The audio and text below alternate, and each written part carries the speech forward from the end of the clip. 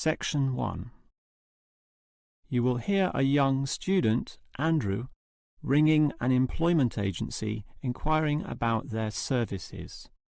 First, you have some time to look at questions 1 to 7.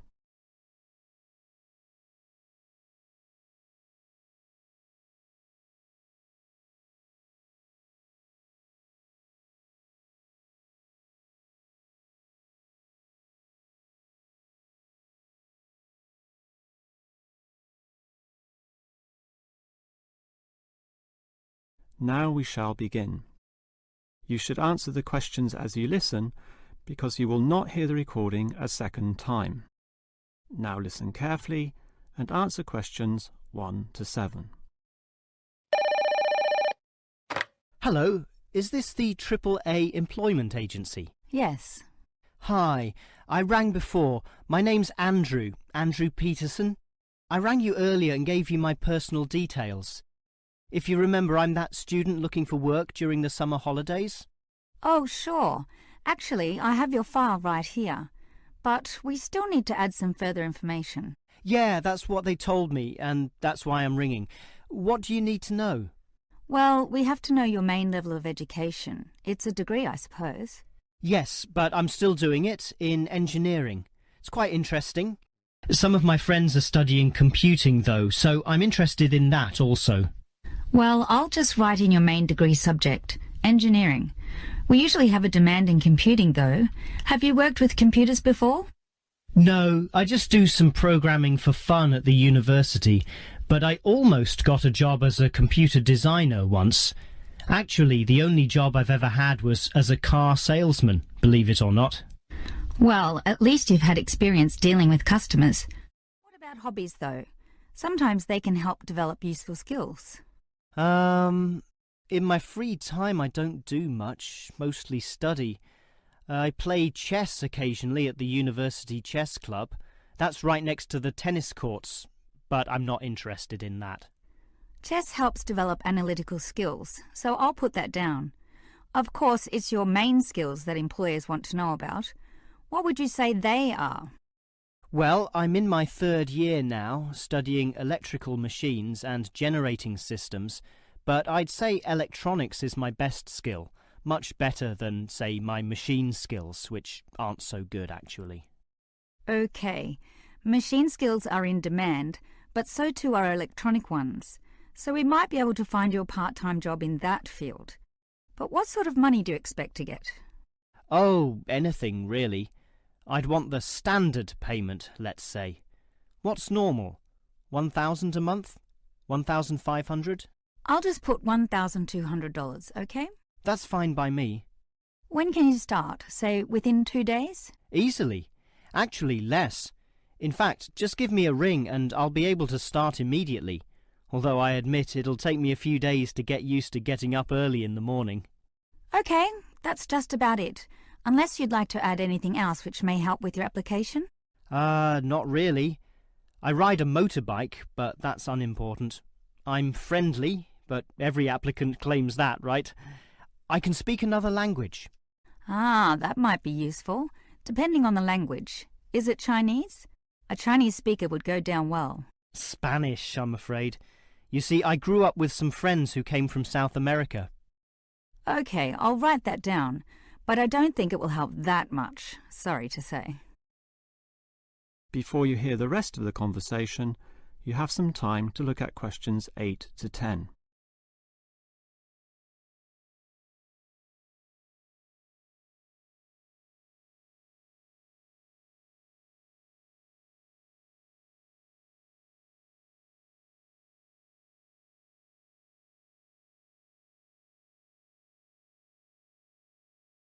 Now listen and answer questions 8 to 10. Well, thanks for your help, and hopefully I'll get a job soon. But can I just ask one more question? Sure. What basically are employers looking for when they interview someone? Many things. Being hardworking, diligent, and focused on your job is good. But surprisingly, it often means you can't see the bigger picture or provide suggestions which help the company move forward. That requires thinking for yourself, outside the box, as they say. and being free of the standard ways of approaching tasks. Employers certainly value that. I guess experience must help, though. It depends. If it involved a routine job, one which didn't exercise your mind, it might not mean that much at all. But since companies are basically composed of people, it is important to be able to get along with others. There's no point in hiring someone whom the other employees don't like, right? That just causes problems. In fact, I would say that being friendly and approachable ranks far more highly than your academic qualifications. Okay, and that's all assessed at the interview, right? Yes, and your qualifications, experience, and approach to the job, such as whether you can do different things, work overtime, or do long hours, is needed. But those latter qualities are pretty much standard. What may be more important is based on the fact that things inevitably go wrong.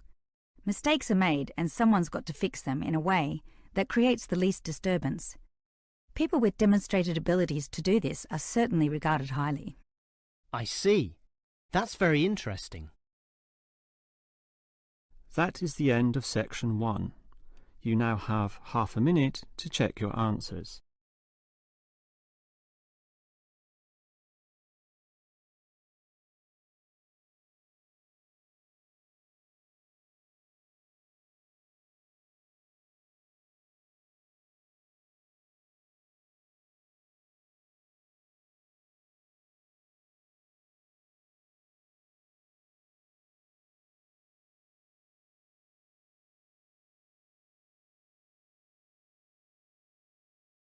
Now turn to section 2.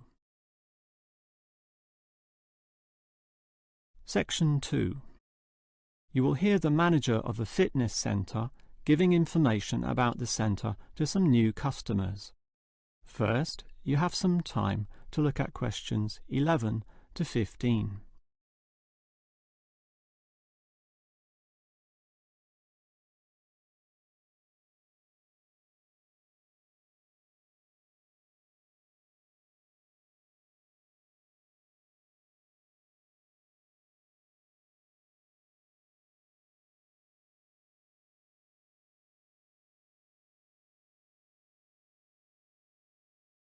Now listen carefully and answer questions 11 to 15.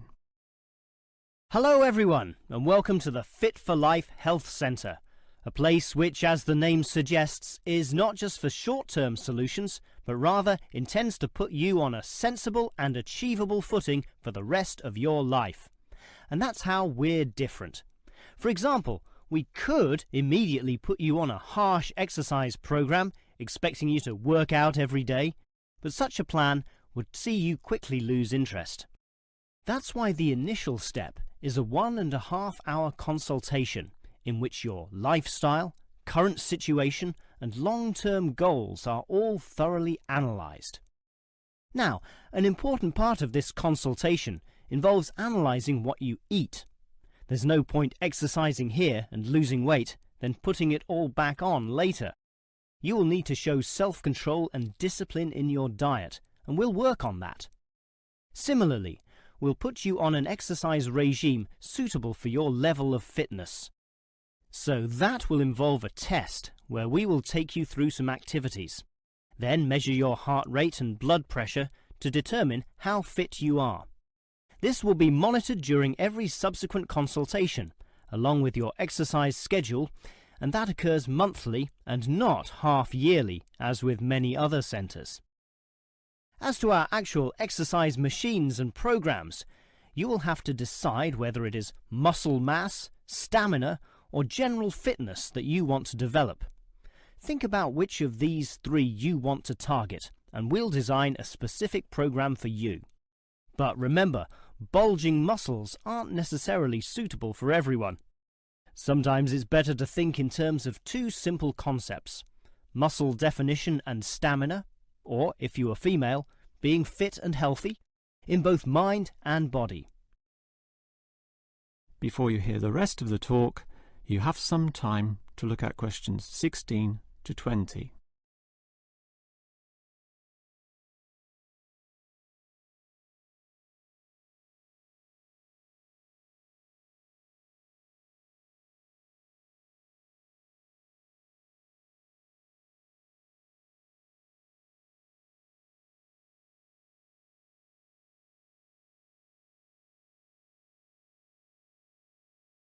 Now listen and answer questions 16 to 20.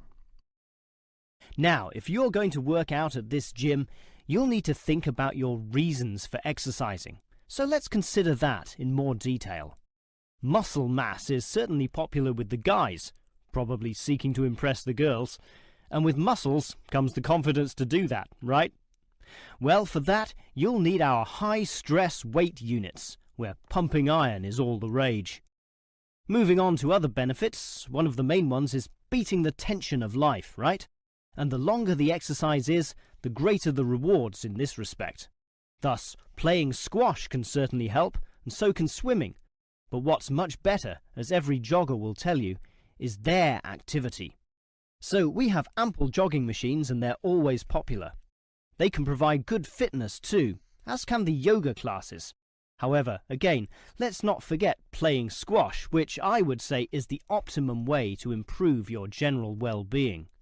Such an active, energetic game, plus the competitive element, drives you forward into high levels of health and fitness. These, of course, are the ultimate purposes of being here, but remember, the centre is full of like-minded people, all of whom are interesting to meet and valuable sources of information. The yoga classes have a pre- and post-meeting session, so you'll certainly meet others there, although they'll all be yoga enthusiasts, which limits the range somewhat. But whether doing yoga, swimming or exercising, everyone showers, right? So those facilities are where you'll hear all sorts of interesting conversations and really get to know people. Not like the front desk area, which is mostly empty as patrons go immediately inside to do their exercise. Of course, the front desk can answer all your questions and has information brochures and such like, but for knowing more about a greater variety of subjects and community concerns, look at the notice board in the yoga studio, where there's a huge array of papers, leaflets and articles, all for you to read and consider. That is the end of section 2. You now have half a minute to check your answers.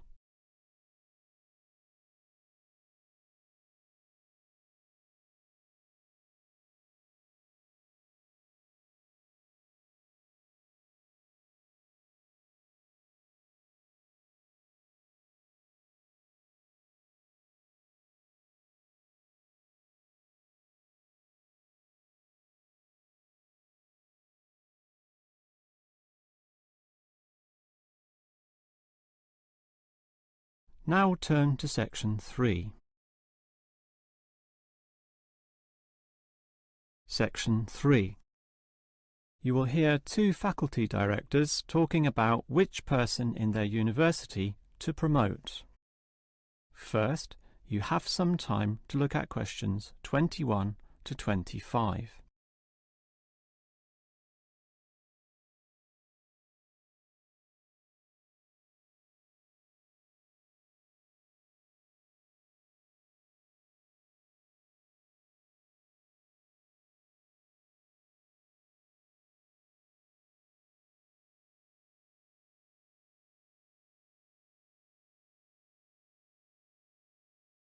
Now listen carefully and answer questions 21 to 25. Okay, we've got to decide who to promote to leading education officer. Someone from the arts faculty, I suppose. Well, it can be from any faculty, since the position requires more general skills. Handling personnel, settling disputes and motivating them to focus on the task. It was the last position which involved computer knowledge, not this one. Surely computer knowledge would help. So too would knowledge in the arts. Sure, it would help, but the key criterion is being able to direct the staff appropriately. So it doesn't matter then from which faculty we select our candidates? Not really, but I've already looked at those from computing and rejected them all. Why? They're all too new, lacking in sufficient experience, whereas these ones from the business faculty are long-timers, so we'll take someone from there. I suppose you're right. The arts faculty doesn't present much in the way of suitable candidates either. But we'll still have to train the person, teach the ropes, as they say, and he or she will have to expect to do overtime as needed. Of course, it can get so busy that if we were open on the weekend, they'd have to work then as well. Just as well we're a Monday to Friday university, right? Right. But are you sure these people will actually want the job? The salary isn't such an improvement on their current ones. I know, but there are benefits. You get overtime rates, a nice place to put your car, as well as additional petrol money if you drive for company purposes, which they'll probably be required to do. But those benefits are quite limited, especially given all the work and responsibility involved.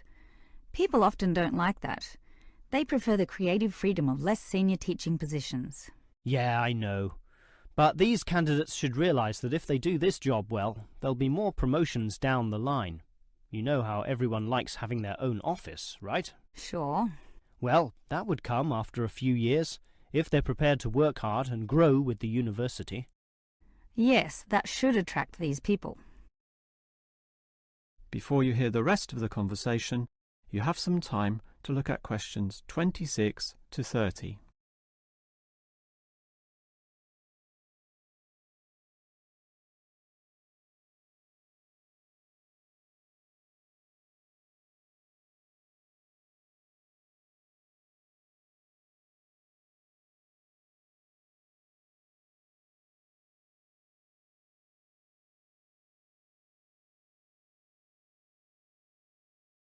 Now listen and answer questions 26 to 30. Well, that's enough talk about the job. What about the actual candidates? How many do we have? I've narrowed it down to 4. Just using their first names, that's Stephen, Abdul, Lek and Oscar. As you said, there's quite a bit of experience between them, about 34 years in all. What's the exact breakdown of figures? Abdul and Stephen both have 7 years. Lek has 1 more, and Oscar is the most experienced at 12. But who's the most qualified? Stephen and Abdul have an MBA. Oh, sorry, Abdul's got something called a MBP, some foreign thing which translates as Master of Business Practice. I'm not sure what that is, but does he do the job well? Very well, apparently. Better than Lek and Oscar, who hold a degree and some certificates respectively. But we have to think about any drawbacks. You know, possible issues with any of them. I asked the respective deans for feedback, and I found out that Stephen, the younger one, drinks a bit. So he has a problem with alcohol? No, he never drinks to excess, but at the bar he's often expressed his intention of moving on, of teaching abroad. Ah, he's not stable. Not stable at all, apparently. We'll never know for how long he'll hold the job. We need stable personnel, and people without family problems or sick relatives like the last guy we promoted. What about Abdul, then? Will he do? He might do, except his English language ability is limited. It's functional, but a bit broken, and meaning is sometimes lost. That's not the problem with the next candidate, Lek, who has good language ability, but this job involves handling people, and his dean says Lek's attitude is bad.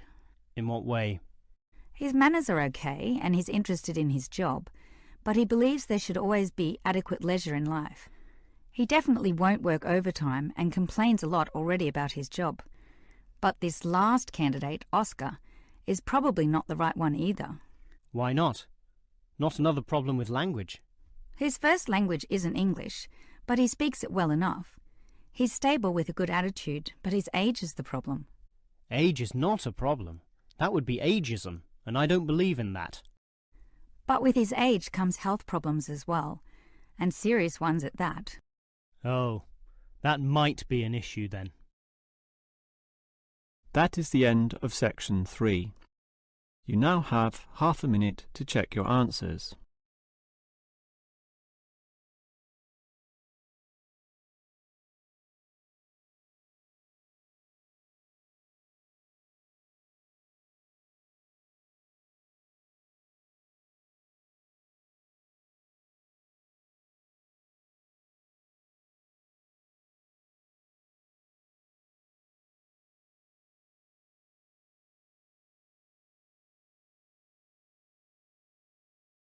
Now turn to section 4. Section 4. You will hear a lecturer talking about caves.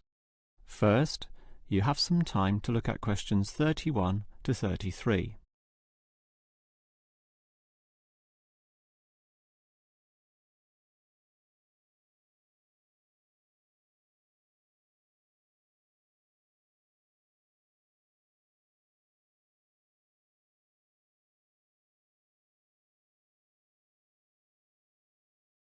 Now listen carefully and answer questions 31 to 33.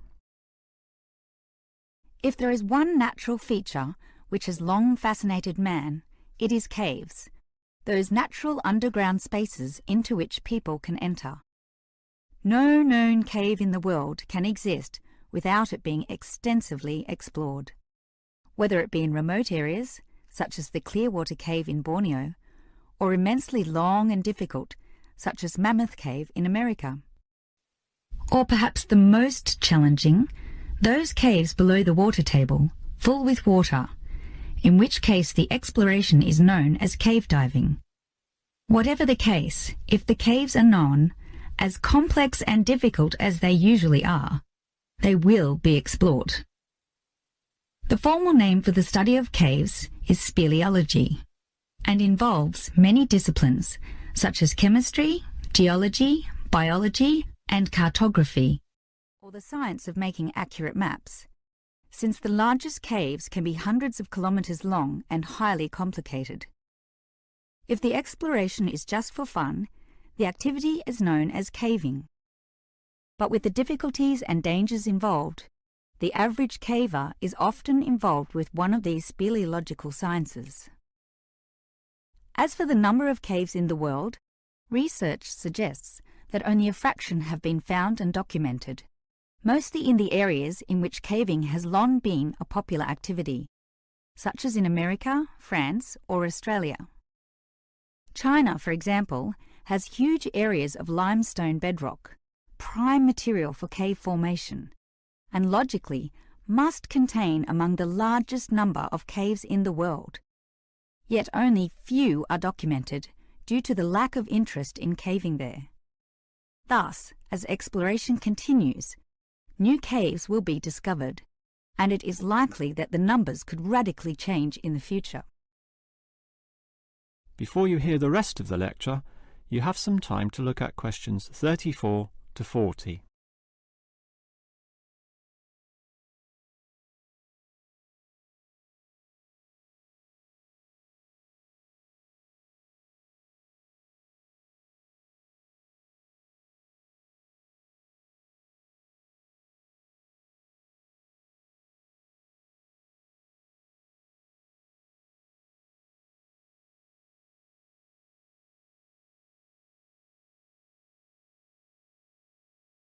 Now listen and answer questions 34 to 40. With caves being such mysterious and intriguing places, the obvious question concerns how they form. The most common cause is the effect of slightly acidic water in a process called dissolution. Here, water seeps into the ground and down through rock masses. If this rock is soluble, the water dissolves some of it, and over time, the passage expands to become a cave or cave system. The largest and most common of these involves limestone, although other materials are possible, including gypsum, marble, and even salt. Now, if the cave is formed at the same time as the rock, it is called a primary cave, and the most common of these are lava tubes. When lava from volcanoes flows downhill, the topmost surface cools and solidifies first, leaving the hotter lava to continue to flow beneath. If most of this eventually flows out, a hollow tube is left. The country, Iceland, has some excellent caves of this type, and even far-flung Australia has a few. Finally, there are sea caves, formed from waves pounding into coastal cliffs and eroding into fault lines or softer rock. These caves are usually the shortest, about 50 metres at most, since the erosive action of the waves can only reach a certain distance. However, it is limestone caves which will always be the most interesting. This is due to the presence of limestone formations. As the groundwater seeps downward through the ceiling of the caves, it encounters a different pressure and temperature, causing it to deposit a small amount of its dissolved calcium carbonate. Over time, through the action of millions of drops, this deposition process results in ever-growing masses, known as stalactites, if hanging from the ceiling, or stalagmites, if growing from the floor. Alternatively, the water may flow over a large surface of rock, forming flowstone, and with other sorts of processes can result in beautiful milky white formations of astonishing complexity. One of the best examples of this, as well as of what surprising discoveries may yet await, is the Gill cave in New Mexico. In the 1950s, some cavers heard the sound of wind underneath some large boulders on the cave floor, a clear sign of a deeper passageway. It took until 1984 for a group of cavers to gain permission to start digging, and 2 years later, in 1986, they broke through into a walkable passageway, unlocking one of the longest cave systems in the world, the deepest in America, and some of the most beautiful formations ever found. Unusually, many of these were yellow with sulfur, suggesting that the caves were a result of hydrogen sulfide from nearby oil deposits. This was forced through fracture lines, combining with existing groundwater to form sulfuric acid, dissolving the limestone from the bottom up instead of the normal top-down seepage which characterizes most limestone cave formations. That is the end of section 4.